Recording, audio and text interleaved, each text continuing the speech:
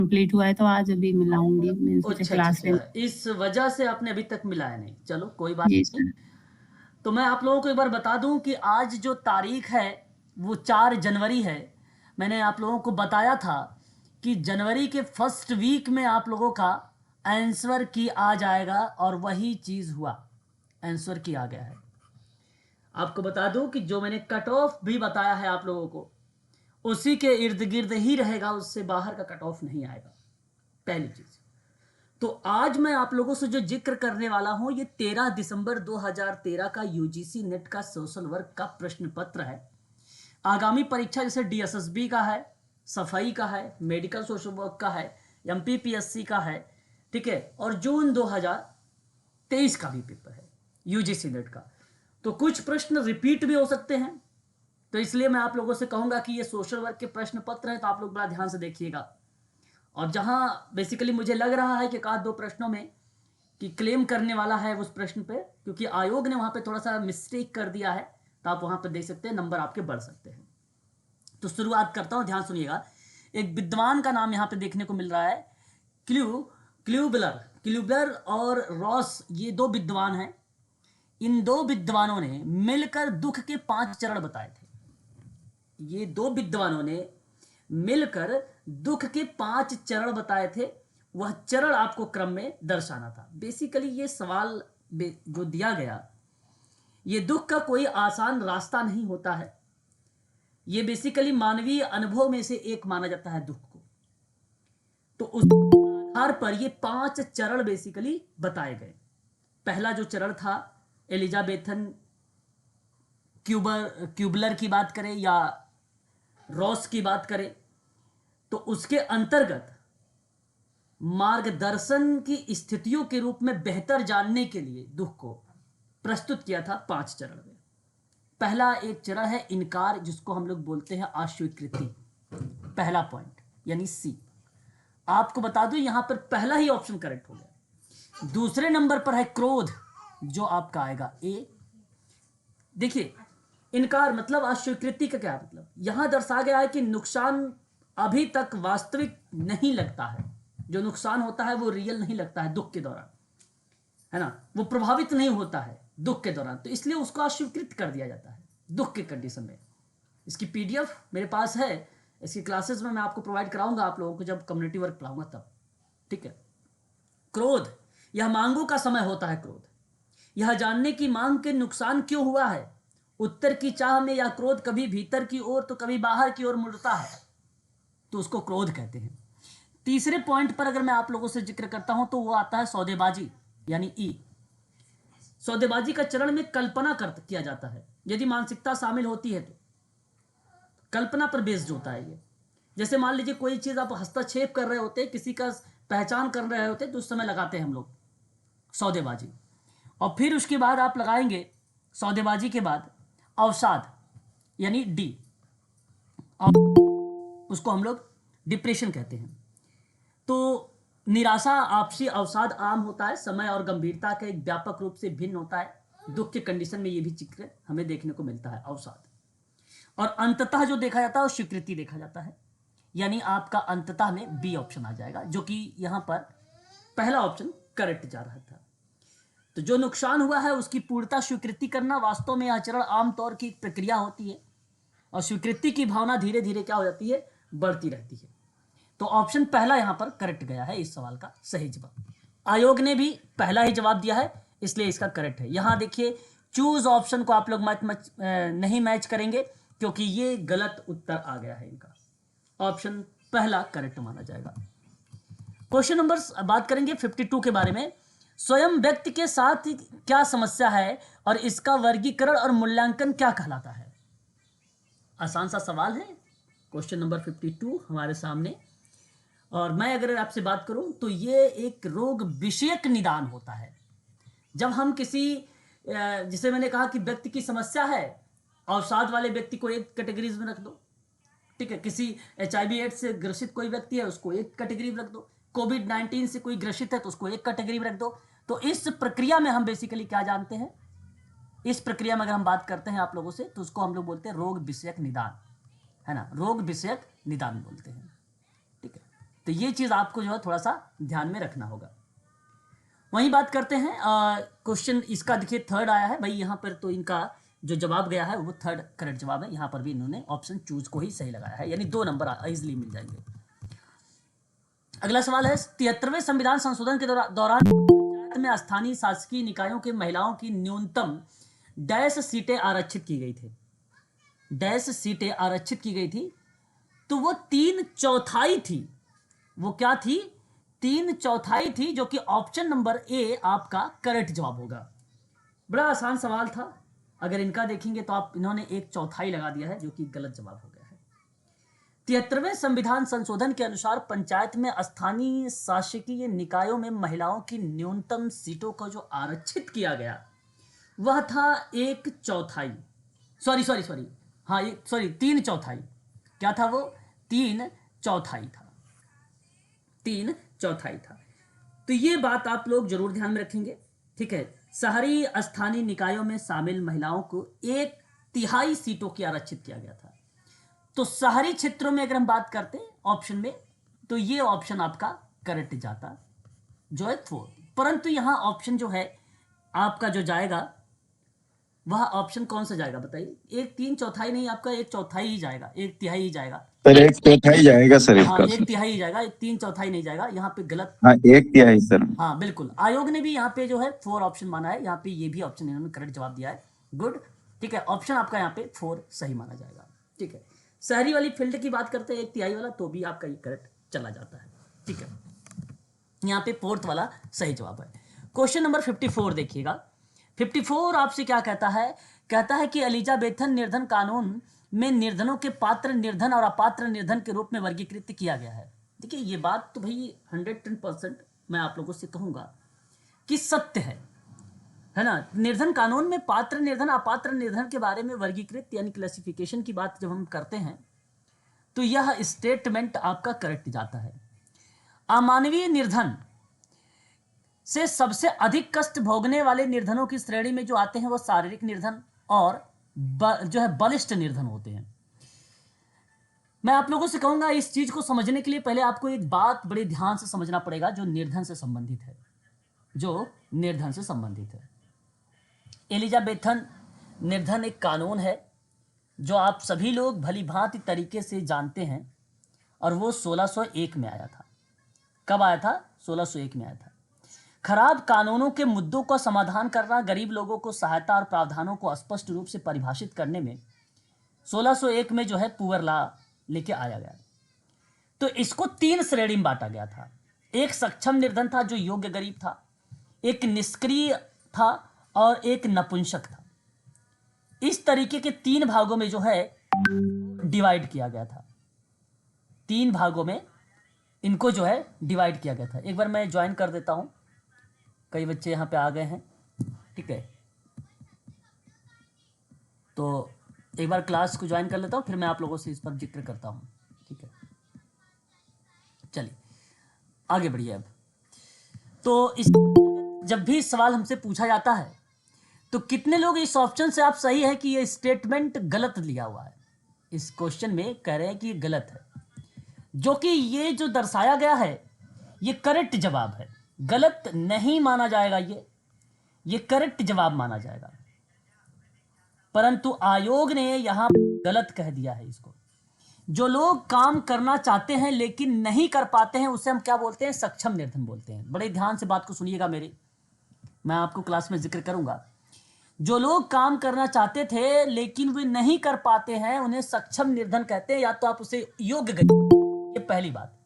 दूसरी, जो लोग काम कर सकते हैं लेकिन वो नहीं करते हैं, जो काम कर सकते हैं लेकिन वो काम नहीं करते हैं उन्हें निष्क्रिय गरीब कहा जाता है।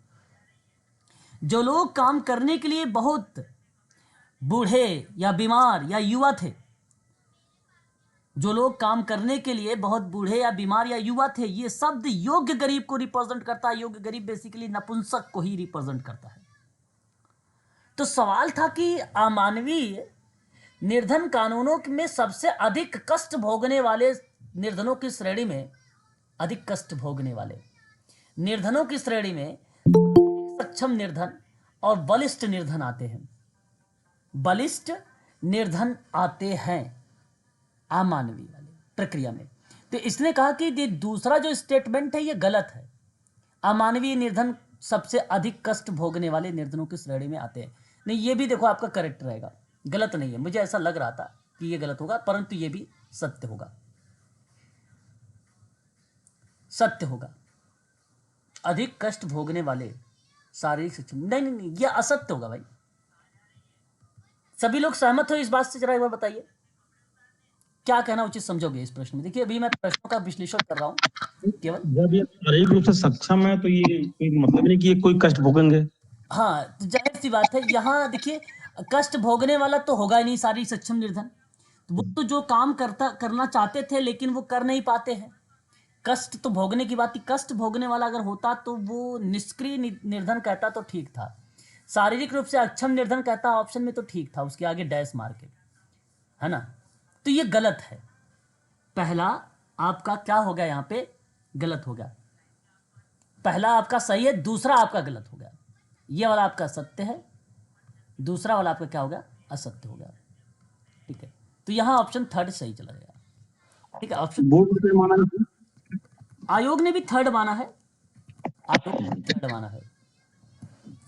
अच्छा सिंपल हेलो आप सोचिए कि अगर कोई अमानवीय निर्धन कानून से अधिक कष्ट भोगने वाला होगा तो सक्षम निर्धन थोड़ी होगा। जो अधिक कष्ट भोगने वाला होगा वो सक्षम निर्धन कैसे हो सकता है? शारीरिक रूप से अक्षम ही होगा, तभी तो कष्ट भोग रहा है वो। यहां गलत हो गया साफ शब्दों में। सामुदायिक संगठन डैश का आधार होना चाहिए, कम्युनिटी ऑर्गेनाइजेशन डैश का आधार होना चाहिए। तो वो किस पर बेस्ड होना चाहिए? जो है जैसे महसूस करने वाली आवश्यकता पर। अनुमत का मतलब होता है महसूस करने वाली आवश्यकताओं पर। और हेलो का सही हो जाएगा ऑप्शन नंबर। सर इसमें राइट आंसर नहीं बताए गए ना आंसर की में। नहीं बताए गए हैं, वो चैलेंज वाले क्लिक करेंगे तो आपको मिलेंगे। मैं यहाँ पर आपको राइट आंसर बता रहा हूँ। जो अभी तक गए हैं सवाल सारे मैं करेक्ट वाला जवाब आपको बता रहा हूँ। ठीक है, सारे करेक्ट जवाब बता रहा हूँ। अगला सवाल देखिए, और यहां अगर हम बात करते हैं संधारणीय विकास का मुख्य या प्रमुख लक्ष्य क्या है? संधारणीय विकास का तो भाई पर्यावरणीय संरक्षण और विकास पर क्रियाकलापों को क्या करना, एक्टिविटी को क्या करना, संतुलित करना, ये इसका प्रमुख लक्ष्य है। रोजगार को लेकर बात नहीं करेगा, महिला सशक्तिकरण को लेकर, लैंगिक समानताओं को लेकर जिक्र नहीं करता है, सस्टेनेबल डेवलपमेंट, औद्योगिक विकास को लेकर भी नहीं। इसका तो मोटो है वो बेसिकली पर्यावरण संरक्षण को लेकर है। इसलिए ऑप्शन आपका थर्ड यहां पर भी करेक्ट हो जाएगा। ठीक है, ये सवाल देखिए, ये सवाल का आंसर गलत आया हुआ है। इसमें आयोग ने जो माना है वो 1980 माना है ना। तो इस पे सभी बच्चों को कॉमन नंबर मिलेगा, सभी बच्चों को। उसने आयोग ने गलत दिया है क्योंकि राष्ट्रीय मानसिक स्वास्थ्य कार्यक्रम का जो शुभारंभ का वर्ष माना जाता है वो अगस्त 1982 माना जाता है। ऑप्शन 4 करेक्ट होगा। और आयोग ने जो माना है वो क्या माना है? 1980 माना है। ठीक है, 1980 माना है। ठीक है, तो इसका सही जवाब क्या होना चाहिए जरा एक बार बताएंगे आप लोग? क्या आपको मालूम है? इसका सही ऑप्शन 4 यस सर, 1982 सर। 1982 होना चाहिए, बिल्कुल करेक्ट जवाब। और 83 में कार्यक्रम थे सर। हाँ बिल्कुल बिल्कुल। एक सवाल का आपको कॉमन नंबर मिलेंगे 2 नंबर, यानी आप मान के चलिए। दूसरी बात, समर्थन अथवा सहायता सेवा परिवार न्यायालयों के अनिवार्य इसकी संगठक सेवाएं कौन सी हैं? अब देखिए ये बेसिकली समर्थन को लेकर है और सहायक सेवा परिवार को लेकर है। ठीक है, उस पर ये बात कर रहा है। तो अगर मैं इस क्वेश्चन के आधार पे अगर बात करता हूं तो परिवार परामर्श सेवाएं भी शामिल रहेंगी इसमें, है कि नहीं? जांच सेवाएं भी शामिल रहेंगी इसमें, प्रवर्तन सेवाएं भी शामिल रहेंगी इसमें, विविध सहायता सेवाएं भी शामिल रहेंगी इसमें। सामाजिक धार्मिक सेवाएं नहीं होंगी क्योंकि सवाल कह रहा है कि समर्थन और सहायक सेवा परिवार न्यायालयों के लिए अनिवार्य। तो परिवार न्यायालयों के लिए अनिवार्य थोड़ी ना सामाजिक धार्मिक सेवाएं होती हैं, आप ई को हटा दीजिए, ए बी सी डी को लगाएंगे तो आपका जो क्वेश्चन नंबर 58 होगा वो ऑप्शन ए जाएगा और ये वाला ही ऑप्शन आपका करेक्ट हो जाएगा। यहां पर पहला वाला ऑप्शन सही बनेगा।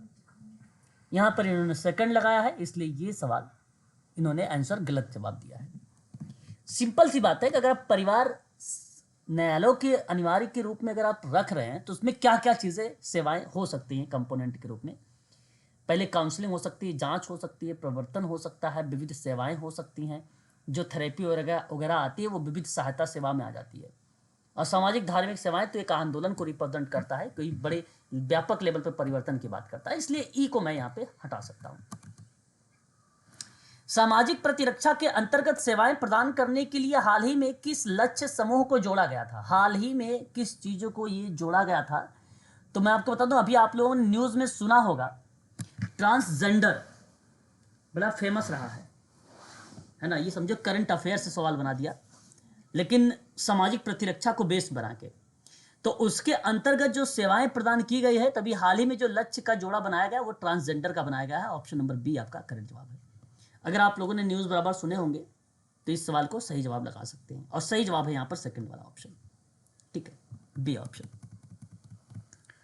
उसके बाद सामाजिक आयोजना की मॉडल निम्नलिखित में से कौन सा नहीं है? सामाजिक योजना कह लीजिए, उसके मॉडल में कौन सा चीजें इसके अंतर्गत नहीं शामिल की गई है?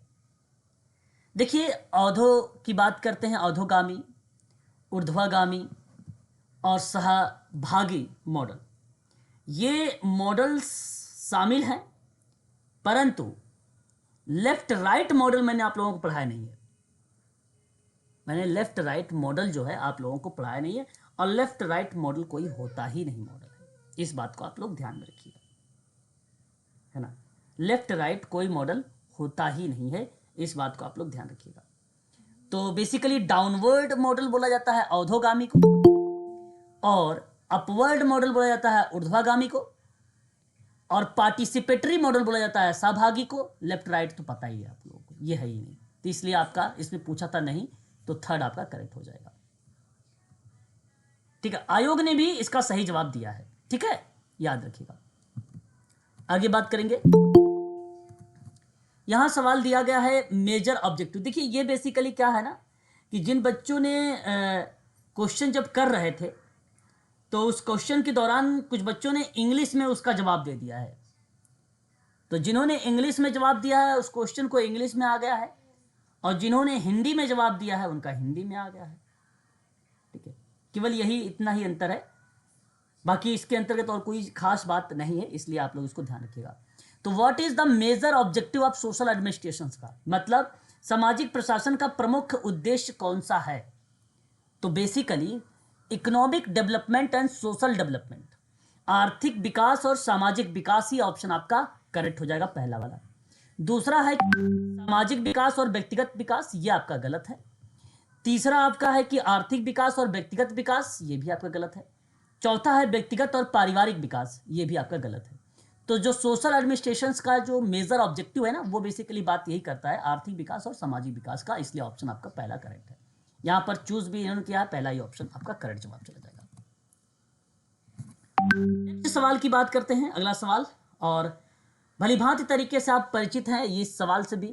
कहता है कि which one of the following, author का नाम आ गया, contribute significantly in the field of community organisation practice है। ये मतलब निम्नलिखित में से किस लेखक ने सामुदायिक संगठन अभ्यास के क्षेत्र में महत्वपूर्ण योगदान दिया है? सवाल यही है आपके सामने, और जवाब जैक रोथमैन का आएगा आपका यहाँ पे करेक्ट जवाब, ऑप्शन नंबर बी। ये बात आपको पता होना चाहिए कि सामुदायिक संगठन अभ्यास के क्षेत्र में सबसे ज्यादा योगदान किस ऑप्शनों में, तो जैक रोथमैन ने दिया है कम्युनिटी ऑर्गेनाइजेशन प्रैक्टिस पर। सही जवाब इन्होंने दिया है ऑप्शन नंबर सेकंड को।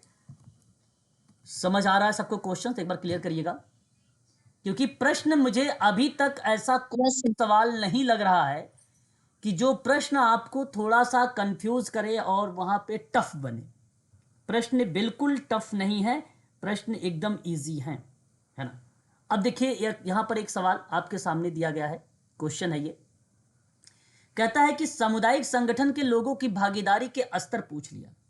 कहने का मतलब है कि the level of participation of people in community organisation are, उसके अंतर्गत कौन कौन सी चीजें शामिल होंगी, ये सवाल आपके सामने दिया गया है। तो पहले तो आप ध्यान रखिएगा कि पार्टिसिपेशन असेसमेंट लागू होता है, करेक्ट जवाब है, ये भागीदारी की बात कर रहा है कम्युनिटी ऑर्गेनाइजेशन में, सही बात है। पार्टिसिपेटरी प्लानिंग की बात करते हैं तो भी ये लागू होता है, और पार्टिसिपेटरी अगर हम बात करते हैं इन इम्प्लेसमेंशन के बारे में, इम्प्लेसमेंशन का मतलब होता है क्रियान्वयन, यानी एक प्रकार से एक्शन यानी क्रिया करने को लेकर, ये भी आपका लागू होता है। लेकिन पार्टिसिपेशन शेयरिंग नहीं होता है, और ना ही पार्टिसिपेशन मैच्योर एक्शन होता है, जिसको अननोन क्रिया कहते हो आप, ना ही ए होता है। तो केवल करेक्ट जवाब जो होगा ए बी सी होगा। इसलिए मैं आप लोगों से कहूंगा केवल सवाल था कम्युनिटी ऑर्गेनाइजेशन में लोगों की भागीदारी को बढ़ावा देने के लिए। भागीदारी में जो लोग आते हैं, जैसे कि अगर मैंने आपको बुलाना है मुझे अपने ग्रुप में, तो आकलन इंपॉर्टेंट है, प्लानिंग इंपॉर्टेंट है, इम्प्लीमेंशन इंपॉर्टेंट है, शेयरिंग इंपॉर्टेंट नहीं है, ना ही मैच्योर एक्शन जिसको हम बोलते हैं अननोन क्रिया, ना ही ये इंपॉर्टेंट है। तो आप डी और आ दीजिए, ए बी सी को लगाएंगे तो ऑप्शन नंबर पहला आपका करेक्ट हो जाएगा। आयोग ने भी इसी ऑप्शन का चुनाव किया है। ठीक है, आप देख सकते हैं यहां पर इस सवाल का जवाब इन्होंने गलत दे दिया है, थर्ड दिया है, जो कि ये गलत जवाब है। इस पर मत जाइएगा आप लोग। ठीक है, मैं जो आपको क्वेश्चंस का आंसर बता रहा हूं उस चीज को बड़ा ध्यान से समझिएगा। अधिक संपोषणी ढंग से जीवन के क्या तरीके हो सकते हैं? बड़ा ही आसान सा सवाल है, और मुझे उम्मीद भी है कि आप लोग इसका सही जवाब भी दे सकते हैं। ठीक है, तो कहने का भाव यह है कि what are more sustainable way of living, यानी जीने का क्या तरीके हैं, अधिक संपोषीय ढंग से जीने का मतलब more sustainable ways of living, जीने के क्या क्या तरीके अधिक हो सकते हैं, है ना। तो देखो, अधिक शाकाहारी भोजन अगर करेंगे तो देखो सिंपल बातें हैं, ये टफ क्वेश्चन नहीं है, ये आपके तर्क पे क्वेश्चन है, अप्लाइड टाइप के क्वेश्चन है ये। अधिक शाकाहारी भोजन करना बिल्कुल बात सही है, अधिक संपोषणी ढंग से जीवन जीने का ये सही तरीका है अगर आप शाकाहारी भोजन करते हैं, है ना। साग सब्जियां हरे खाते हैं तो जाहिर सी बात है आपका एज या आयु में बढ़ोतरी होगी। दूसरा कहता है आपसे कि पुनः प्रयोग वाले कॉफी कप, पानी की बोतल और शॉपिंग थैलों का प्रयोग करना, दूसरा पॉइंट आपके सामने है। तो मैं आप लोगों से कहूंगा कि यह भी पॉइंट आपका करेक्ट जवाब जाएगा, यह भी आपका करेक्ट है। पुनः प्रयोग वाले कॉफी कप, पानी की बोतल और शॉपिंग थैलों का प्रयोग करना। देखिए, जाहिर सी बात है कि जैसे कहा जाता है ना कि अपने चीज़ों को यूज़ करो, जो चीज़ आपकी है उसको आप यूज करो, है ना। दैनिक जीवन की क्रियाकलापों में हम वही चीज़ें करते हैं, और ये भी एक प्रकार से संपोषी ढंग से जीने का एक तरीके के अंतर्गत शामिल है। ऊर्जा और जल की बचत करना, very very most important point. अवांछित मदों को दान नहीं करना चाहिए, और बिल्कुल सही बात है, दान मत करो, लेकिन ये जीने का तरीका नहीं है, ये अपने हिसाब से कहीं सही बात कह रहा है। उस मदों को दान मत करो, उसको वेस्ट अगर है तो उसको आप फेंक दीजिए डस्टबिन में। मॉल और मार्ट में खरीदारी करना, मॉल और मार्ट में ये तो कोई इसका प्रक्रिया है ही नहीं, पहली बात, है ना। तो मैं आपसे कहूंगा कि ए और बी और सी को लगाइएगा तो ऑप्शन नंबर 4 में आपको दिखेगा, और ऑप्शन 4 यहां पे करेक्ट जवाब हो जाएगा। ये बड़ा ही आसान सवाल था, उम्मीद करता हूं कि आप सभी लोगों ने इस सवाल को सही किया होगा। लेकिन यहां पर देखता हूं तो इन्होंने ऑप्शन सेकंड को चुनाव किया है, जो कि इन्होंने गलत जवाब दिया है। ठीक है, ऑप्शन यहां पर डी करेक्ट माना जाएगा। आयोग ने भी इस सवाल को डी ही माना है, अगर आप सही तरीके से इसको पढ़ेंगे तो। ठीक है, एंट्रीब्यूशन सिद्धांत एक है, और यह कहता है एंट्रीब्यूशन सिद्धांत सकेंद्र इस बात पर है कि लोग डैश के कारणों से किस प्रकार समझते हैं। बड़ा ही आसान सा सवाल, आप लोग समझेंगे भी इस सवाल को। प्लीज एक बार स्पष्टीकरण करिए इस सवाल के बारे में, क्या ऑप्शन का आप चुनाव करना उचित समझेंगे, प्लीज बताइए। क्या कहना आपके पॉइंट ऑफ व्यू से, जरा अपने विचार आप लोग प्रकट करें प्लीज। व्यवहार सर, थर्ड। बिल्कुल, यहां सर जो आपने जवाब मुझे दिया है, एंट्रीब्यूशंस थ्योरी है, ये एंट्रीब्यूशन है, ये focus on how behaviour people understand causes, यानी एक प्रकार से जो एंट्रीब्यूशन थ्योरी है ये बेस्ड है व्यवहार पर। ये किस पर बेस्ड है, याद रखिएगा आप सभी लोग, ये बिहेवियर पर बेस्ड है। किस पर बेस्ड है? ये व्यवहार पर बेस्ड है। ना कि हिंसा पर। इन्होंने ऑप्शन 4 का चुनाव किया है और ये आपका गलत जवाब दिया है इन्होंने। इंट्रीब्यूशन जो थ्योरी है ये बिहेवियर पर बात करती है, कहती है कि ये बिहेवियर जैसे कि बेसिकली अगर मैं बात करूं आप लोगों से, पॉजिटिव बिहेवियर इंट्रीब्यूशंस के अंतर्गत जो भी चीज़ें आती है इसके अंतर्गत वो पॉजिटिव है। जोन्स एंड डेविस के एक सिद्धांत में ये चीज़ें साफ शब्दों में कही गई है कि सामान्य लोग व्यवहार और घटनाओं के कारणों की व्याख्या कैसे करते हैं, वो इंट्रीब्यूशन थ्योरी में कहा था। क्या कोई इसलिए क्रोधित है क्योंकि उसका स्वभाव बुरा है, क्योंकि कुछ बुरा हुआ है इसलिए वो क्रोधित है? तो इंट्रीब्यूशन थ्योरी में यही बात है, सामाजिक विचारक घटनाओं के कारणों संबंधी स्पष्टीकरण को करता है। और साथ ही साथ अगर मैं बात करूं आप लोगों से तो ये व्यवहार से रिलेटेड है। और ये एक औपचारिक तरीके से सन 1991 में एक विद्वान का नाम है फिस्के एंड टेलर, इनके द्वारा ये थ्योरी दी गई थी बिहेवियर। ये इंट्रीब्यूशन थ्योरी आपका ऑप्शन 3 करेक्ट जवाब होगा, ना कि हिंसा। इन्होंने हिंसा को लगाया है। आगे बात करते हैं अगले सवाल की तरफ। अगला सवाल हमारे सामने है, तो कहता है कि निम्नलिखित में से कौन सामुदायिक संगठन का उपागम नहीं है? आसान सवाल, उम्मीद है कि आप बता देंगे। प्लीज बताइए कौन सा नहीं है। सवाल आपके सामने। Second sir. बिल्कुल, आपने जो जवाब दिया है, अगर मैं आपसे कहूं मैंने आप लोगों से देखिए process approach, task approach, action approach की बात करता हूं अगर, तो ये अप्रोच टू कम्युनिटी ऑर्गेनाइजेशन में इंक्लूड है। तो सवाल ये था कि which of the following is not an approach to community organisation, यानी कौन सा सामुदायिक संगठन का उपागम नहीं है? तो प्रक्रिया है, टास्क है, क्रिया है, परंतु पितृसत्तात्मक नहीं है। इसलिए ऑप्शन नंबर आपका 4 करेक्ट जवाब है, जवाब दिया है।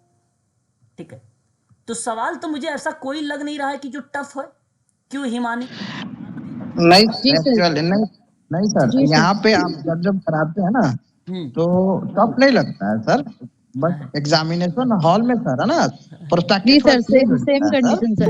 आप हमेशा ये बात बोलते हैं, बिल्कुल सही बात है। यहाँ अगर अब मैं इस क्वेश्चन को करूँ ना, जैसे बुकलेट है तो 100 प्लस जाएगा सर, बट एग्जामिनेशन में थोड़ा सा हॉल में प्रोस्पेक्टिव चेंज हो जाता है सर, थोड़ा सा माहौल अलग हो जाता है सर।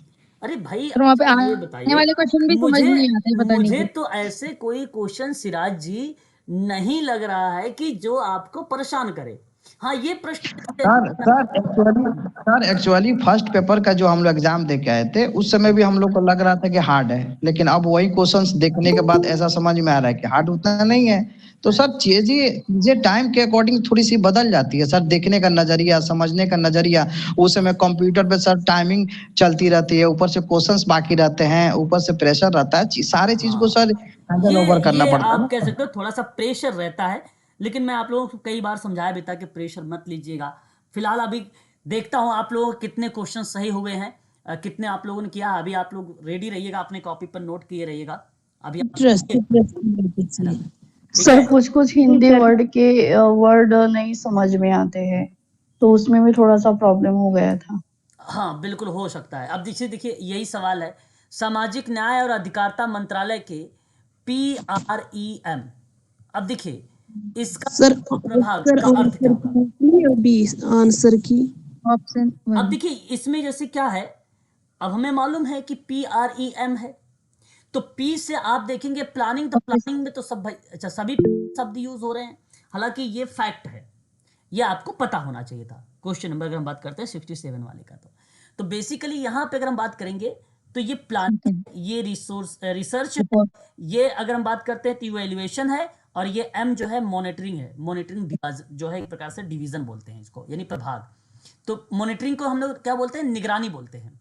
तो इसलिए योजना, अनुसंधान, मूल्यांकन और निगरानी प्रभाग, यानी ऑप्शन नंबर जो जाएगा वो 4 ऑप्शन करेक्ट है। इन्होंने देखिए इनका जवाब भी दिया है, ऑप्शन नंबर 4 करेक्ट जवाब है इसका। ये फुल फॉर्म भी एक आध प्रश्न जो है हम लोगों से परीक्षाओं में मिल जाते हैं, एक आध प्रश्न जो है फुल फॉर्म मिलते हैं, एक आध प्रश्न। ये देखिए 68 वाला सवाल, कि वह मानवाधिकार जो जीवन के अधिकार का संरक्षण करता है किंतु वह न्यायिक मृत्युदंड की अनुमति देता है। यह डैश मानवाधिकार का एक उदाहरण होगा। अच्छा, वह मानवाधिकार की जीवन के अधिकार का संरक्षण करता है। ठीक है, अच्छा भाई, ये बात तो सही है कि जीवन के अधिकारों का संरक्षण करता है परंतु न्यायिक मृत्युदंड की अनुमति देता है, तो यह डैश मानवाधिकार का एक उदाहरण होगा, है ना। ये बेसिकली आपका क्या बनेगा बताइएगा, यह आपका बनेगा निरपेक्ष, है ना। ये निरपेक्ष बन जाएगा। और आयोग ने भी इस सवाल को, अगर मैं आपसे बात करूं तो माना भी है ऑप्शन नंबर ए को। आयोग ने भी इस सवाल को जो जवाब माना है वो ए को माना है, यानी निरपेक्ष को माना है। एब्सोल्यूट निरपेक्ष को बोलते हैं, इसलिए ऑप्शन नंबर आपका पहला करेक्ट जवाब है। यहाँ पे इन्होंने 2 लगाया है, गलत जवाब इनका है निरपेक्ष। अगला सवाल कहता है 19वीं शताब्दी के अंत में दान संगठन, अब ये सवाल तो बड़ा आसान है, इजी है, कि भी कहता है 19वीं शताब्दी के अंत तक दान संगठन आंदोलन के नेता मानते थे कि गरीबी को निम्नलिखित कारण हो सकता है। आप अपने तर्क के आधार पर भी इस सवाल को बता सकते हैं। तो अज्ञानता, आलस्य। ओके, अज्ञानता, अभी आप लोगों ने शायद पढ़ा था ना उसके बेवरेज रिपोर्ट, अक्षमता, 5 अगर हम बात करते हैं महाबुराइयों के बारे में, हाँ, तो ये वही सवाल है। क्यों सिराज जी, यही सवाल, आलस्य। जी सर। हाँ, तो ये अज्ञानता हो जाएगा, अक्षमता हो जाएगा, आलस्य हो जाएगा, आलस्य, और असंयम हो जाएगा, ये निष्कष्टता हो जाएगा। ये आपको हटा दीजिए, ए बी सी डी, यानी ऑप्शन नंबर आपका ए यहाँ पर करेक्ट जवाब हो जाएगा, है ना। तो ये सवाल ही बेसिकली बड़ा ही आसान सा लग रहा था। आप बेवरेज रिपोर्ट मैंने आपको पढ़ाया भी था, इस सवाल के बारे में बताया भी था, और मुझे लगता है ये सारे बच्चों ने सही किया दिया। देखते हैं इनका क्या आंसर आया है। पहला ऑप्शन आया है, बिल्कुल सही जवाब, ए आपका करेक्ट जवाब है। ठीक है, अभी तक केवल एक प्रश्न हम लोगों को गलत मिले हैं, है ना। चलिए आगे बढ़ते हैं। क्वेश्चन नंबर 70 में, नीति निर्माण के चरणों के उचित क्रम में व्यवस्थित करिए।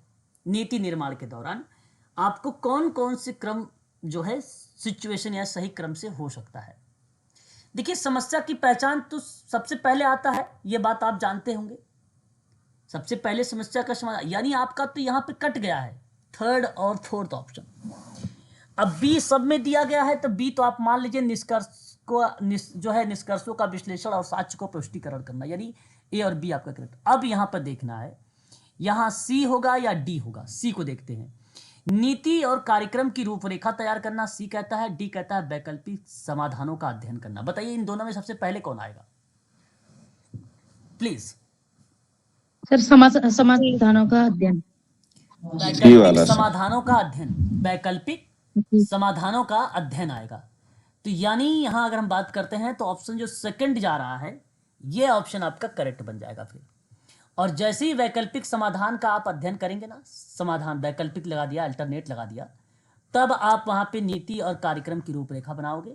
अंततः आप नीति को लेकर फिर क्रियान्वयन यानी काम करना शुरू कर दोगे और उसका मूल्यांकन भी वहां पर लागू हो जाता है। यहाँ पर सही जवाब ऑप्शन नंबर बी। तो देखिए यहाँ पर भी आपके तर्क पर आधारित है। आप सही तरीके से अगर तर्क करें तो भी इस सवाल इजिली और आसानी से कर सकते हैं, है ना, इजिली और आसानी से कर सकते हैं। उम्मीद करता हूं कि ये भी समझ में आ गया होगा। अब देखिए अगला सवाल। अगला सवाल क्या कह रहा है आपसे, क्वेश्चन नंबर नेक्स्ट हमारे सामने कहता है कि सामाजिक समूहकारी का प्राथमिक उद्देश्य क्या होना चाहिए। ये भी आसान सा सवाल है भाई, देखिए इजी है, मैं इसमें क्या बताओ इसमें इजी प्राथमिक उद्देश्य क्या हो सकता है। समूह के सदस्यों का समाजीकरण। ओके, यहां आपने जो बताया समूह के सदस्यों का समाजीकरण गलत है कि समस्या समाधान। बिल्कुल, कम्युनिटी ऑर्गेनाइजेशन की भूमिका ही तो वही है, समस्या समाधान। चाहे वो कम्युनिटी वर्क हो, चाहे वो ग्रुप वर्क हो, चाहे वो केस वर्क हो, ये इसी पर तो बेस्ड होता है। प्राथमिक उद्देश्य उसका क्या होगा, समस्या समाधान करना। पहली बात तो यही है, हमारा पहला उद्देश्य यही होता है भैया कि उसकी समस्या का समाधान कर दो, है ना। यही सबसे पहला उद्देश्य होता है और यही प्रमुख है, यही प्राथमिक है। ऑप्शन नंबर 3 याद करेक्ट है।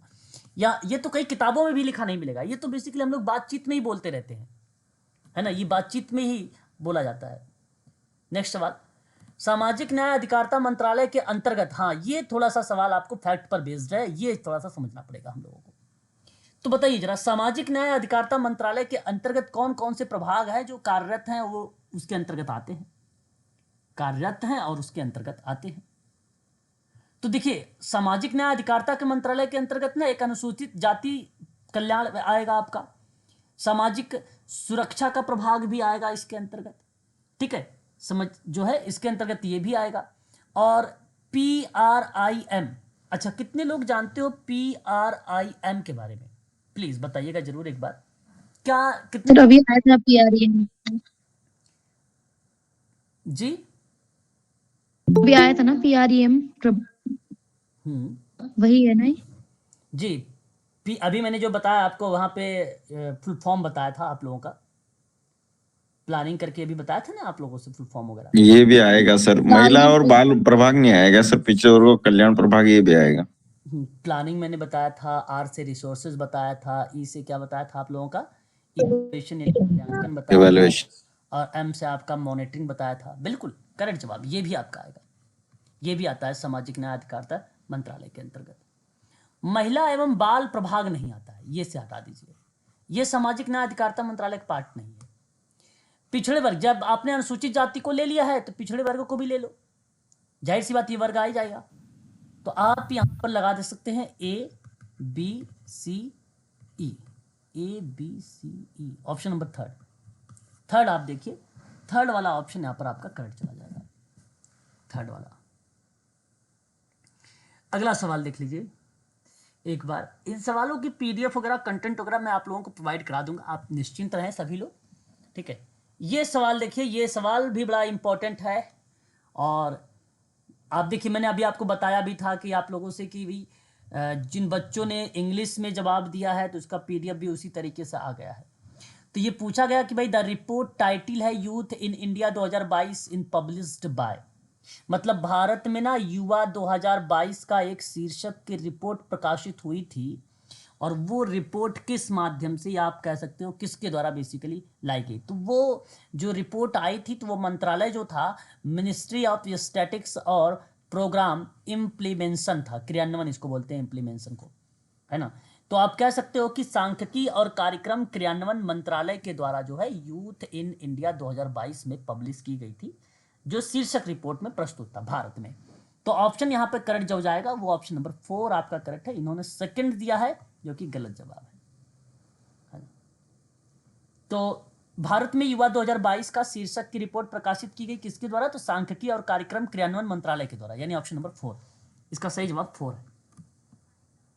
अगला सवाल, which is not the example, मतलब देखिए यहां आपसे एग्जाम्पल पूछा है, वो पूछा है कि नहीं है क्लासिकल ऑर्गेनाइजेशन थ्योरी की, नहीं है क्लासिकल ऑर्गेनाइजेशन थ्योरी की, वो कौन सा है, मतलब शास्त्रीय संगठन सिद्धांत का उदाहरण कौन सा नहीं है, है ना, शास्त्रीय संगठन सिद्धांत का उदाहरण कौन सा नहीं है ये आपको बताना है। मैकेनिकल का मतलब होता है यांत्रिक, बिहेवियर का मतलब होता है व्यवहार, और साइंटिफिक मैनेजमेंट थ्योरी का मतलब होता है एक प्रकार से वैज्ञानिक, ब्यूरोक्रेटिक का मतलब होता है नौकरशाही।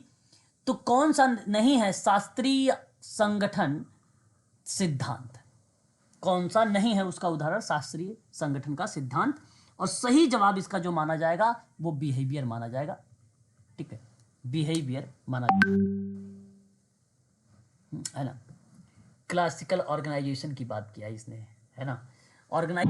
इसके बारे में सर थोड़ा सा बताएं सर, बिहेवियर क्यों होगा सर, और क्यों नहीं हो सकता है सर?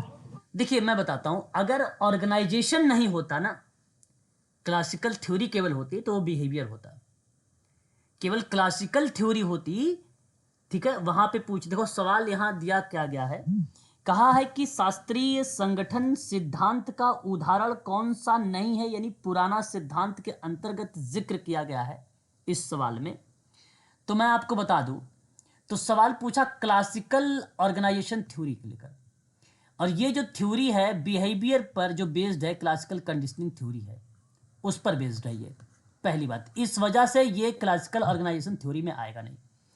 क्लासिकल ऑर्गेनाइजेशन का मतलब होता है कि शास्त्रीय संगठन से, और जो संगठन के अंतर्गत जो भी क्रियाएं चलती हैं वो यांत्रिक थ्योरी लागू होती है।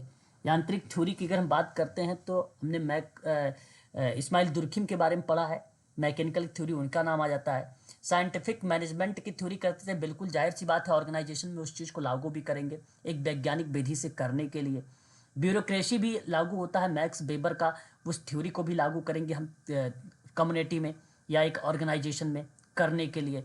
ऑर्गेनाइजेशन है तो ऑर्गेनाइजेशन के अंतर्गत जो सदस्य होते हैं उस पे लागू होता है बिहेवियर। ऑर्गेनाइजेशन थ्योरी के अंतर्गत हम बिहेवियर की थोड़ी बात करेंगे कि ऑर्गेनाइजेशन की क्या बिहेवियर, उनके जो सदस्य होंगे उनका बिहेवियर होगा, है ना। तो क्लासिकल ऑर्गेनाइजेशन थ्योरी के अंतर्गत अगर कोई नाम आ रहा है तो वो मैकेनिकल थ्योरी होगी, साइंटिफिक मैनेजमेंट थ्योरी होगी और ब्यूरोक्रेटिक होगा।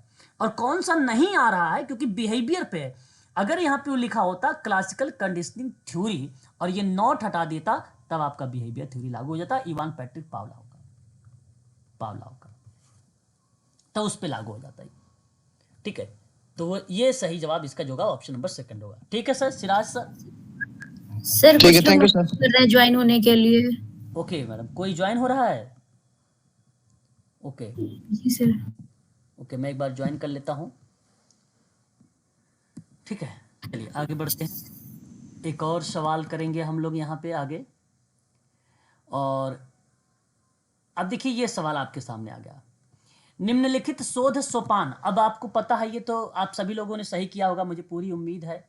PhD कैग R, ये सबको पता है।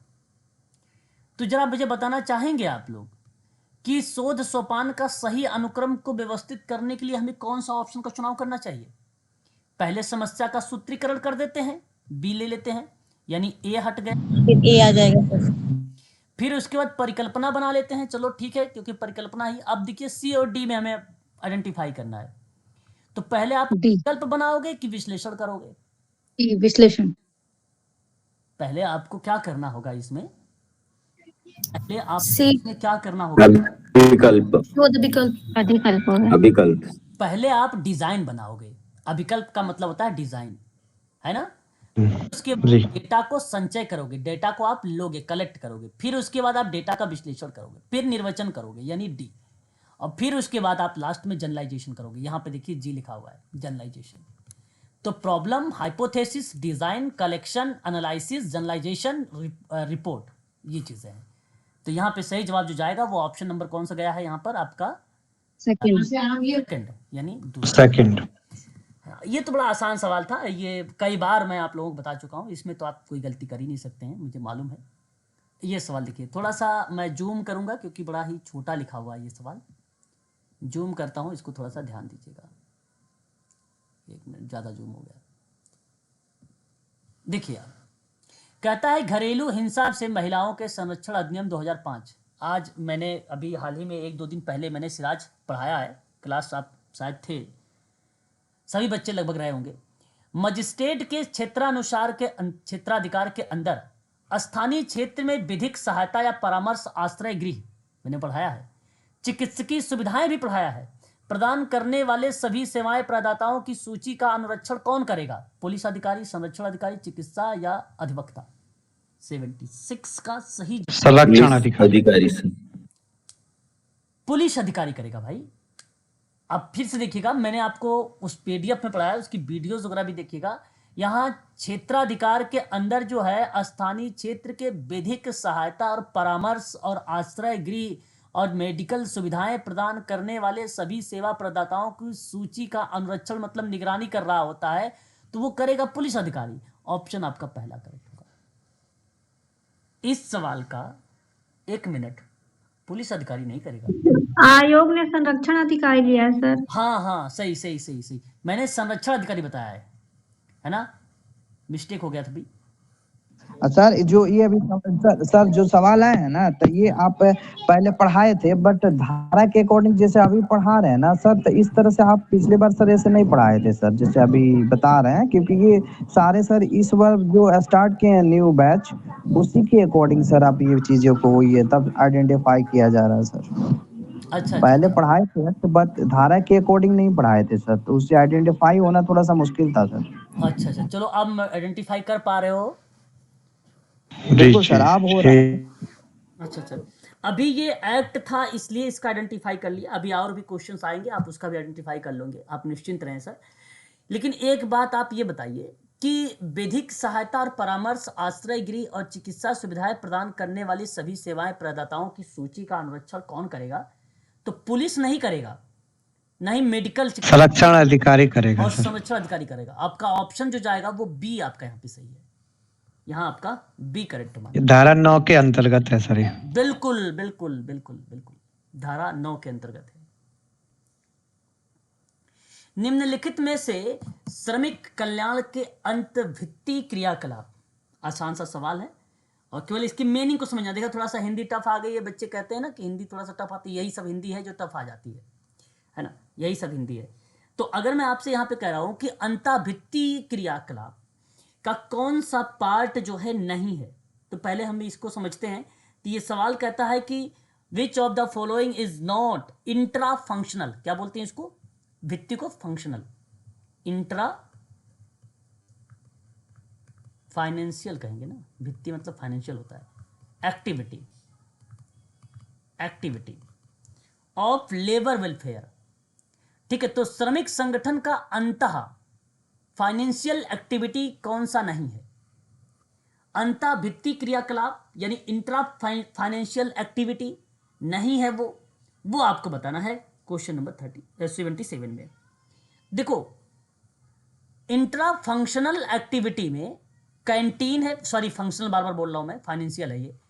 फाइनेंशियल में कैंटीन है, पेयजल है, धुलाई और स्नान सुविधाएं भी है, बच्चों के लिए शैक्षणिक सुविधाएं जो हैं, ये श्रमिक कल्याण का इंट्रा नहीं है, इंट्रा फाइनेंशियल एक्टिविटी नहीं है, आंतरिक कह सकते हैं आप, बाह्य में एक्सटर्नल फाइनेंशियल एक्टिविटी में इसको जोड़ेंगे, एक्सटर्नल वाले में बच्चों के लिए शैक्षणिक सुविधाएं, श्रमिक कल्याण यानी जो लेबर वेलफेयर है उसके अंतर्गत जोड़ेंगे।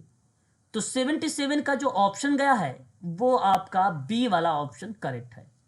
यहां पर देखते हैं इन्होंने क्या लगाया है, पहला लगाया है जो कि गलत जवाब चला गया है।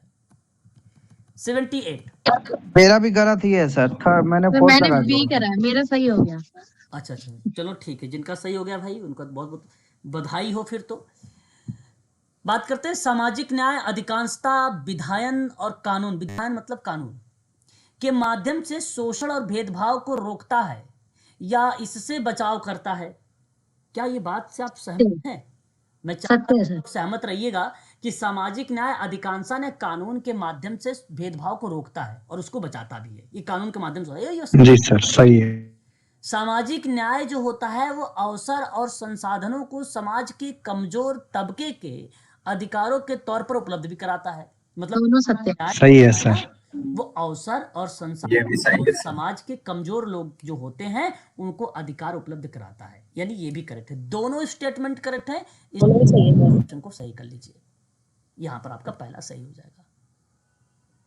उसके बाद अगला सवाल देखेंगे आप, और अगले सवाल की तरफ अगर मैं रुख करता हूं तो वो सवाल ये है, देखिए ये आप ध्यान रखिएगा, विद्वान के संबंध में है ये क्वेश्चंस दिया गया, ठीक है। दिया गया है बेंडेक्स और लिपसेट के 5 ऐसे चर यानी वेरिएबल जो अभिज्ञात किया गया है, जो क्या किया गया है, अभिज्ञात किया गया है, मार्क्सवादी दृष्टिकोण से वर्ग निर्धारित करता है और निम्न में कौन से वे शामिल किए गए हैं। ये आपके सामने सवाल दिए गए हैं। देखिए वर्गों के बीच में आर्थिक प्रतिफल का वितरण पर संघर्ष। अच्छा जब वर्ग होगा, सिंपल सी बात है, अगर मैं यहाँ पे जब बात कर रहा हूँ बेडिक्स और लिपसेट के अकॉर्डिंग आइडेंटिफाई कर रहा हूँ 5 वेरिएबल के बारे में, तो उस वेरिएबल में जो मार्क्सवादी दृष्टिकोण है उनके आधार पे, उनके पर्सपेक्टिव के बेस्ड पर इंक्लूड कुछ चीज़ें की गई हैं, तो वर्गों के बीच में ना संघर्ष होता है। अब ये आर्थिक प्रतिफल के वितरण को लेकर केवल यहाँ पे कोई भी शब्द मेंशन हो सकता था, सामाजिक मेंशन हो सकता था, कोई भी शब्द आ सकता था, इससे कोई मतलब नहीं है, कंफ्यूज करने के लिए इसने शब्द डाला है यहाँ पे। लेकिन ये वर्ग जो संघर्ष ये वाली प्रक्रिया में देखता है, ये ऑप्शन आपका फिर करेक्ट होता है, क्योंकि वर्गों के बीच में होता है ये बात। अगर नहीं होता तो ये हुआ कैसे, किस वजह से डाला, क्योंकि मार्क्सवादी पॉइंट ऑफ व्यू दे दिया, पर्सपेक्टिव दे दिया है यहाँ पे, तो इसलिए आपका पहला करेक्ट है यहाँ पे। समान वर्ग की स्थितियों में व्यक्ति के बीच में कठिन संप्रेषण ताकि विचार और कार्यक्रमों को तुरंत प्रसार हो सके। क्या आप दूसरे पॉइंट से आप सहमत हैं? दूसरे पॉइंट से आप सहमत हैं कि समान वर्ग, जैसे देखो जब समान वर्ग होगा, यहां देखो समान वर्ग की बात कर दिया, समान वर्ग के बीच में कठिन संप्रेषण ताकि विचार और क्रिया कार्यक्रमों को तुरंत प्रसारित हो। देखिए ऐसा कहना उचित नहीं भाई, कोई अगर समान वर्ग है, उन वर्गों की स्थितियों में व्यक्तियों के बीच में कठिन संप्रेषण, अच्छा ये जो कठिन संप्रेषण हो रहा है, डिफिकल्ट कम्युनिकेशन हो रहा है, ये ताकि विचार और कार्यक्रमों को तुरंत प्रसारित किया जा सके, ये कहना उचित रहेगा। तो मैं बताऊं ये फैक्ट से सवाल है उनका, ये बिल्कुल कहना उचित नहीं था। समान वर्ग है, संघर्ष नहीं है यहाँ पे संघर्ष नहीं है। तो मैं आपसे कहूंगा कि आप इस पॉइंट को एलिमेंट कर दीजिए, इसको आप हटा दीजिए, ये बिल्कुल नहीं है, इसमें बिल्कुल ये प्रक्रिया शामिल नहीं है। वर्ग चेतना है, सिंपल सी बात है, वर्ग चेतना शामिल है, सिंपल। देखो यहाँ पे ऐतिहासिक भूमिका, अभी मैंने पढ़ाया था डीएसएसबी वाले बच्चों को, तो द्वंद्वात्मक और भौतिकवाद के अंतर्गत, ऐतिहासिक भौतिकवाद के अंतर्गत द्वंद्व के बारे में बताया था। तो वही शब्द यहाँ पर बेसिकली रिप्रेजेंट हुआ है। बेसिकली यहाँ पे नाम डिक्स और लिपसेट का नाम, तो यह आपका शामिल है, आपका यानी ए शामिल हो गया, सी शामिल हो गया। निम्न वर्ग में आर्थिक ढांचे को नियंत्रित करने के लिए असामर्थ्यता पर गहरा असंतोष, जिसमें वह अपने आप शोषित पीड़ित महसूस करता है। जाहिर सी बात है, दो वर्ग बन गए, एक शोषक एक शोषित, लागू है, यानी डी भी है। आर्थिक ढांचे, ऐतिहासिक स्थिति, वर्ग चेतना, अब यहीं पर देखिए वर्ग चेतना भी लागू। परिपक्वता के परिणामात्मक राजनीतिक संगठन की स्थापना, यानी आपका ये भी लागू है। तो ऑप्शन ACDE ऑप्शन ए, बिल्कुल ऑप्शन ए आपका करेक्ट हो जाएगा। यहाँ पे केवल इस सवाल में जो दिया गया था दूसरा वाला ऑप्शन, इसने समान वर्ग लिखने की वजह से ये पॉइंट गलत हुआ है, बाकी कंडीशंस जो है सिमिलर बन जाती, क्योंकि संप्रेषण, कठिन संप्रेषण की वजह से यहाँ पे भी संघर्ष हो सकता था, लेकिन इसने समान वर्ग यूज कर दिया। तो जाहिर सी बात है, अगर मैं समान वर्ग के लिए 12 से 18 वर्ष का वर्ग लिया हूं, ये वर्ग है किशोरावस्था का वर्ग, अब इनकी जो समस्या होगी तो सबकी कॉमन समस्या होगी, उन्हीं पर मैं काम कर रहा हूं, तो बताइए मुझे कहां से कठिन संप्रेषण हो सकता है? तब तो मुझे आसानी होगी ना काम करने में इनके साथ, उनकी समस्याओं पर। और सवाल यहां पे ये था कि ऐसे वेरिएबल की आइडेंटिफाई करनी थी जो मार्क्सवादी दृष्टिकोण के वर्ग संघर्ष रिप्रेजेंट कर रहे हो, जैसे वर्ग रिलेट हो रहे हो, वर्ग निर्धारित हो रहे हो, और वो चीजें क्या हो रही हो, एक प्रकार से अभिज्ञात के रूप में, वेरिएबल के रूप में डिटरमाइन हो रहा होगा, अभिज्ञात हो रहा होगा, है ना। तो आपका ऑप्शन पहला सही है। अब देखिए यहां पे आपको मैच करना है 80 वाले में, आसान सा सवाल है। तत्व किसको रिलेट कर सकता है? जनसंख्या, यादृच्छिक चयन, प्रति चयन ढांचा, यानी सैंपलिंग फ्रेम। आसान सा सवाल है, आप आसानी से रिलेट कर भी सकते हैं। आप तत्व को किसको रिलेट कर सकते हो? सैंपल में चुनी गई इकाई जिसके बारे में सूचना इकट्ठी की जाती है, तो इकट्ठा हो रहा है तत्व, एलिमेंट, कारण, तथ्य मिल रहे हैं आपको। जनसंख्या की बात करेंगे तो अध्ययन के तत्वों को सैद्धांतिक रूप से निर्दिष्ट समूहन, यानी समूहन का मतलब वही पार्ट है, पॉपुलेशन, समिष्ट है ना, ये समिष्ट है, इसमें से लोगों को निकाल लिया एक लोगों को, तो वो क्या हो जाएगा? व्यष्टि हो जाएगा। वो एक व्यक्ति पर या 10 व्यक्ति पर आप काम कर रहे हैं तो इसको क्या बोलेंगे? व्यष्टि बोलेंगे, ठीक है। और ये जनसंख्या है, और ये परिभाषा ही पूछा है, ये व्यष्टि समष्टि को जनसंख्या बोलते हैं, ये पहला आपका मैच हो जाएगा। यादृच्छिक चयन होता है, रैंडम, एक प्रकार से सैंपलिंग है ये, तो उसका सिलेक्शन कैसे करोगे आप? प्रतिचयन की विधि जिसमें हर तत्व के पास चुने जाने का समान अवसर होगा। रैंडम होगा ना, रैंडम का मतलब क्या होता है? कोई भेदभाव नहीं, सबके साथ समान की बात होगी, समान अवसर मिलेगा। रैंडम का मतलब ये था, रैंडम का मतलब यादृच्छिक होता है। और प्रतिचयन ढांचा यानी सैंपलिंग फ्रेम की बात करेंगे तो ये तो बचा यही है, आप कह सकते हो तत्व और सूची, अर्ध सूची, जिसमें सैंपल चुना गया है, वो सैंपलिंग फ्रेम बन रहा है ना। तो ऑप्शन पहले का दूसरा, दूसरे का एक, तीसरे का तीसरा, चौथे का चौथा। ऑप्शन 4। 4 बिल्कुल, ये आपका सही जवाब हो गया। अगले सवाल की तरफ रुख करते हैं। अगले हमारे सामने निम्नलिखित में से कंपोनेंट है यानी घटक हैं, उन घटनाओं को हमें क्रम अनुसार स्थापना वर्ष के रूप में दर्शाना है ना। ये सवाल आपको किसके रूप में दर्शाना है? घटना क्रम में दर्शाना है, ठीक है। तो देखिए यहां अगर मैं आपसे बात करूं तो सबसे पहले आपको क्या ध्यान रखना होगा, जो इजी है उसको समझिए। तो चैरिटी ऑर्गेनाइजेशन सोसाइटी का नाम आप लोगों ने COS। बिल्कुल, चैरिटी ऑर्गेनाइजेशन सोसाइटी के नाम आप सभी लोगों को भली भांति तरीके से मालूम है और मुझे उम्मीद भी है कि आप लोग जानते हैं। तो यूएसए दिया है तो आप स्पष्ट कर सकते हो मुझे कब आया था, बताइए जरा एक बार। 1877। 1877, ठीक है। दूसरी तरफ अगर मैं बात करता हूं तो हमारे सामने दिया गया है प्रतिवेश गिल्ड, जो है इसको बोला जाता है इंटोरेंज गिल्ड बोलते हैं इसको। पड़ोसी गिल्ड भी कहा जाता है, पड़ोसी गिल्ड भी इसी को बोला जाता है, ठीक है। तो ये कब डेवलप हुआ था, प्लीज बताइए पड़ोसी गिल्ड के बारे में। ये कब एक प्रकार से डेवलप हुआ और ये कौन से वर्ष में उभर के सामने आया था? मैंने आप लोगों को इसके बारे में पढ़ा रखा हूं, बताइएगा। 1 मिनट, कॉल आ रही है। हाँ प्लीज बताइए सिराज। जी सर। हाँ बताओ क्या लगाया था आपने इसमें? किसका सर? ये अमेरिकन एसोसिएशन। हाँ पड़ोसी गिल्ड का। पड़ोसी की या प्रतिवेश गिल्ड सर? वही पड़ोसी प्रतिवेश गिल्ड, बात एक ही है। उसका ईयर मुझे नहीं पता सर।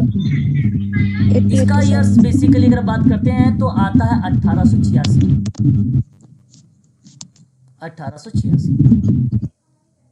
1886 आता है ना, 1886 आता है, ये आप ध्यान में रखेंगे। अमेरिकन की बात करते हैं, ठीक है, American association for community organisation की, ये कब डेवलप हुआ, कब इसका डेवलप हुआ, ये कब आया? इसको इन शॉर्ट में क्या बोलते हैं? American association for community organisation. Social justice से रिलेटेड था, इन्वायरमेंटल से रिलेटेड था, ये है ना, ये उसी से रिलेटेड था।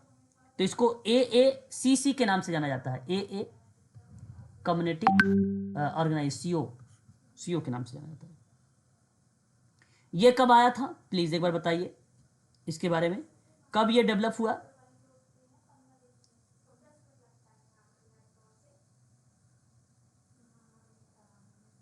सर इसका पता नहीं है सर। ओके, इसकी बात करते हैं तो 1970 1970 आप यहां पर लगाएंगे, ठीक है। अब देखिए जरा यहां पे मैच करते हैं। पहले नंबर पे यहां पर ऑप्शन में क्या आप लगाएंगे? 1877 सबसे पहले आया बी, दूसरे पे 1886, तीसरे पे 1970।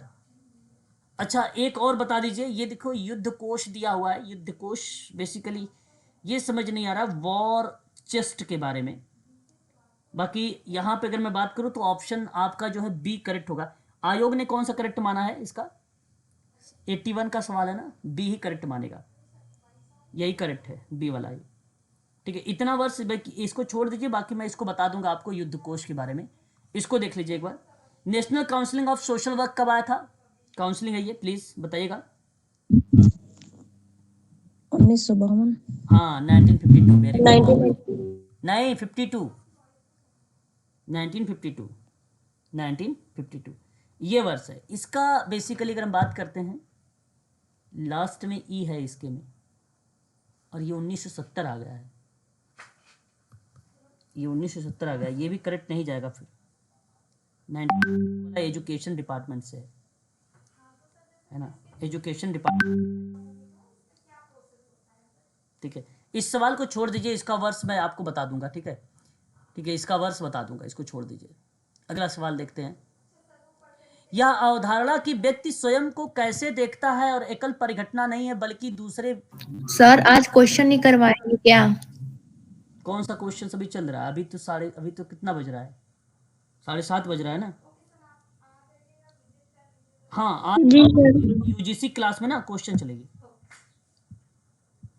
यूजीसी क्लास है ना? बताइए, तो बताओ ना, ये अवधारणा किस व्यक्ति स्वयं कैसे देखता, परिघटना नहीं करता बल्कि उसके दूसरों में शामिल हो जाता, बताओ क्या कहलाएगा? Looking glass. Looking glass of self cool. ये ऑप्शन से बिल्कुल, ऑप्शन नंबर ए सही होगा। ऑप्शन आपका पहला सही हो जाएगा, ठीक है। अगला सवाल देख लीजिए। एक कारा के बारे में दिया गया है भाई यहाँ पे कि भारत में एक बच्चा गोद लेने के लिए मानक प्रक्रिया 5 चरणों में होगी। 5 चरणों में होगी। वह चरण कौन कौन से होगा? तो सबसे पहले पंजीकरण होगा, है ना? उसके बाद अगर मैं बात करता हूं तो क्या होगा? होम या स्टडी और काउंसलिंग होगी, सी और ए। और यहाँ पर ऑप्शन नंबर अगर जो जाएगा वो पहला करेक्ट है, फर्स्ट। फिर उसके बाद देखिए रेफरल हो जाएगा और फिर लास्ट में बच्चों की स्वीकृति हो जाएगी, न्यायालय की सुनवाई यानी कोर्ट हियरिंग लास्ट में हो जाएगा। ऑप्शन पहला करेक्ट है। इजी सवाल था ये, बच्चों को लेने के संबंध में कारा में जो रूल बनाया गया है ना। निम्न में महात्मा गांधी से संबंधित कौन कौन सी चीजें इसमें है? महात्मा गांधी जी का कौन कौन सा कॉन्सेप्ट इसमें आता है? हिंद स्वराज है ना? बोलिए। जी सर है। My experiment with my experiment with truth, सत्य। Second yes sir. Young India भी है सर। यंग इंडिया भी इन्हीं की है। Young India, yes sir. Discovery of India ये नहीं है सर, जवाहरलाल नेहरू की है सर। तो ए बी सी आप लगा दीजिए। यंग इंडिया के बारे में आपको ना क्लास 9th की जब हिंदी पढ़ेंगे, हिंदी एनसीईआरटी की, ठीक है, उसमें मिलेगा यंग इंडिया के बारे में। तो क्वेश्चन पहला आपका करेक्ट है, young India. Sir young India तो इन्हीं का पत्ता था जी। सर, यंग इंडिया तो नहीं का पत्ता। डिस्कवरी ऑफ इंडिया तो नेहरू जी की है शायद। Discovery of India Nehru ji की, यंग इंडिया महात्मा गांधी जी की। महात्मा जी लेख लिखा था महादेवी देसाई, ठीक है, नाम जी। उन्होंने लेख लिखा है यंग इंडिया पे। वो महादेव देसाई जो थे वो अंग्रेजों के जो है एक ट्रांसलेट करता थे, जो मतलब हिंदी में जो चीज़ें आती थी उसको ट्रांसलेट करते थे। वो बाद में वो महात्मा गांधी से जुड़ गए और बड़े निकट माने गए, उनके बड़े सहयोगी माने गए उनके, है ना। तो ये क्लास 9th की हिंदी में आपको मिल जाएगा यंग इंडिया के बारे में पूरी डिटेल जानकारी, उसका एक चैप्टर ही है, ठीक है। 85 क्वेश्चन नंबर, ये देखिए एक बार कि संवेदनशील संस्कृति किसको रिलेट कर सकते हैं आप? संवेदनशील संस्कृति जो सेंसरी है, जो चीजें ज्ञान इंद्रियों से प्रत्यक्ष रूप से अनुभव किया जाए। जैसे अभी आप लोगों ने फ्रायड की थ्योरी में पढ़ा था, सेंसरी वाली प्रक्रिया, ज्ञान इंद्रियां ही रिलेट कराया था, इसलिए पहले को तीसरा रिलेट कर सकते हो, बोलिएगा। बिल्कुल कर सकते हैं, है कि नहीं? जी सर। जो चीजें केवल मन के अनुभव पर, जी सर, विचार पर है, तो अमूर्त, धार्मिक और परम सत्य पर सरोकार होना, इससे रिलेट हो सकता है, यानी आपका पहला। भौतिक संस्कृति बड़ा आसान है, सभ्यता और औजार, बर्तन, मशीन और निवास, विज्ञान, यातायात के साधन, प्रौद्योगिकी को रिलेट कर देगा, यानी ये आपका दूसरा। और ये संस्कृति जो पिछड़ा, जिसको बोलते हैं कल्चर लैग, तो संस्कृति के भौतिक और अभौतिक अंगों के बीच में परिवर्तन की जो दर संतुलन को बताता है, वो पिछड़ापन को बताता है। तो चौथे का चौथा, यानी डी का 4, यानी आप देख सकते हो सेकंड ऑप्शन यहाँ पर करेक्ट है, ठीक है। चलिए, अभी तक मैं इतने ही प्रश्न करूंगा आप लोगों से, ठीक है, बाकी और भी क्वेश्चंस कर लूंगा, आप लोगों से बता दूंगा। फिलहाल अब आप मुझे बताइए कि आप लोगों ने कुल टोटल कितने क्वेश्चंस किए हैं जो आप लोगों को सही गए हैं? बताइए एक बार, कितने नंबर बन रहे हैं? सिराज, आपके कितने नंबर बन रहे हैं? सर मैंने 110 क्वेश्चन चेक किए, उसमें से 65 अब सही हुआ, उसके बाद से फिर मैंने छोड़ दिया सर, चेक ही नहीं किया सर। क्योंकि सर नेट तो हुआ, जेआरएफ के लिए फाइट कर रहा था सर, उसे एहसास हो गया कि जेआरएफ तो होगा नहीं, फिर मैंने लीव कर दिया सर। अच्छा, और भी कोई लोग हैं जिनको ने अपना नंबर वगैरह पता कर रखा? बताइए कितने नंबर है, प्लीज बताएं एक बार। सर मेरा खुल ही नहीं लिख रहा है, नॉट एलिजिबल। मेरा भी शो नहीं कर रहा है। सर की सर मेरा भी ओपन नहीं हो रहा है सर। नहीं ओपन हो रहा है। आप यस पहले तो डालिए वहां पर एप्लीकेशन नंबर, ठीक है? सर, उसके बाद एप्लीकेशन फिर भी नहीं आ रहा है आंसर की। लिख आप रहा है not eligible for answer. Sir ये कब तक डाउनलोड करने का है सर इसका? कब तक डाउनलोड कर सकते हैं ये इसको? तो आप 5-6 तारीख तक कर सकते हैं। आप काफी समय तक 5 तारीख तक है सर। हेलो सर, हाँ, सर ये क्यों लिख रहा है नॉट एलिजिबल फॉर आंसर की चैलेंज? खुल ही नहीं रहा, यही लिख रहा है बार बार। नहीं, वहाँ पे आप ये मेरी पहली बात सुनिए। जाइए ना, उस एनटीए की वेबसाइट पे जाके उसको डालिएगा ना, तो वहां से खुलेगा ना, तो आपका नाम आएगा, उसके नीचे जस्ट लिखेगा व्यू, उसी व्यू पे करके आपका बुकलेट खुलेगा। उस बुकलेट को देखिएगा, ऊपर प्रिंट करने का ऑप्शन आएगा, वहां से आप प्रिंट नहीं, वहां से मोबाइल में डायरेक्ट पीडीएफ फॉर्म में सेव कर सकती हैं। वहां से सेव करके तब आप चैलेंजिंग आंसर की को आप डाउनलोड नहीं कर सकती हैं, क्योंकि वो दूसरा प्रोसीजर हो जाता है।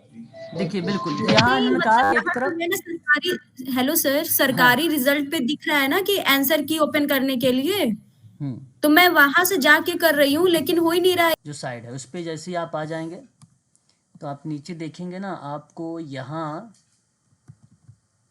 नीचे मिलेगा लिंक, और वो लिंक रहेगा डाउनलोड आंसर की का। इस पर क्लिक कर दीजिए। इस पर क्लिक करने के बाद आप अपना एप्लीकेशन नंबर बताइए, कोई भी लोग प्लीज। Ji sir 2305 2305 20 2046 46 53। अच्छा नहीं सर और है 5369 69। ओके। जी सर 7 अप्रैल 1991 सर। अच्छा 7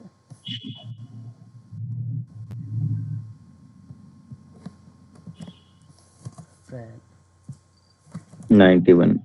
ओके। सर 91, हाँ हाँ 91 हो गया सर।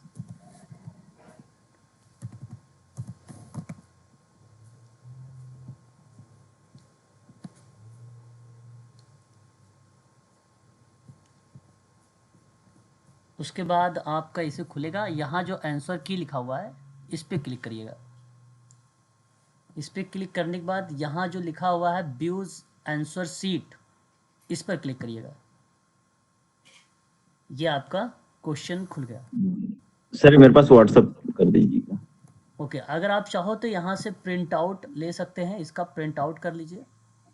हाँ सर। इसको जैसे ही प्रिंट आउट देंगे तो वो सेव हो जाएगा। सर नीचे आंसर की भी रहेगी, आंसर वाली नहीं, पीडीएफ। आंसर की बता रहा हूँ आपको, आंसर की कहाँ आएगी बता रहा हूँ। जी 1 मिनट। ये मेरे नंबर पे सर, हाँ ठीक है, इसको सेव। जगदीश रावत। और आंसर की में अगर आप देखना, ये जो चैलेंज है इस पे क्लिक करना है। जी सर। चैलेंज पे जी सर।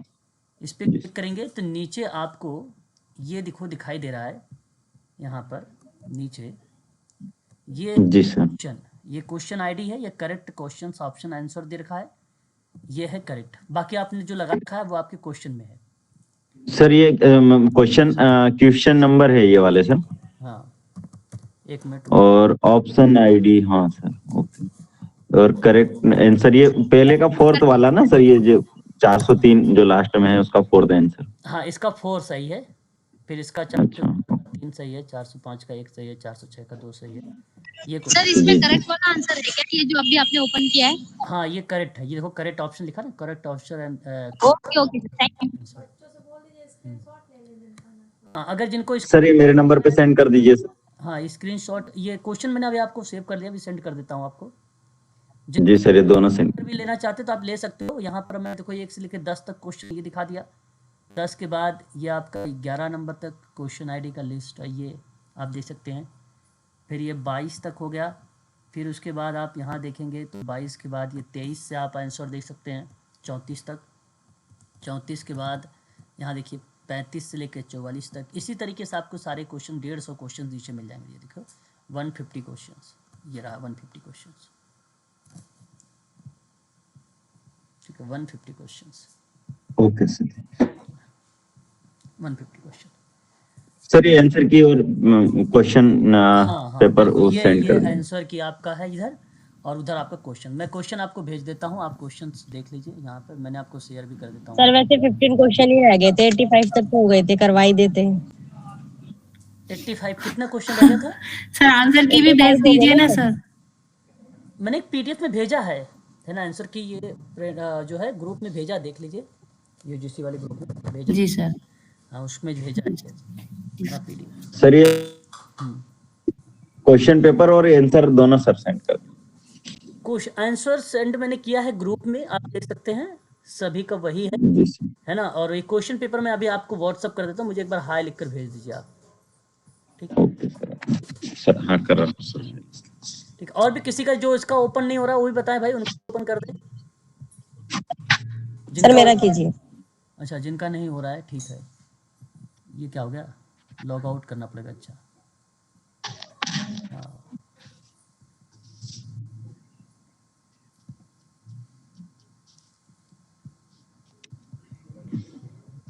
एक मिनट।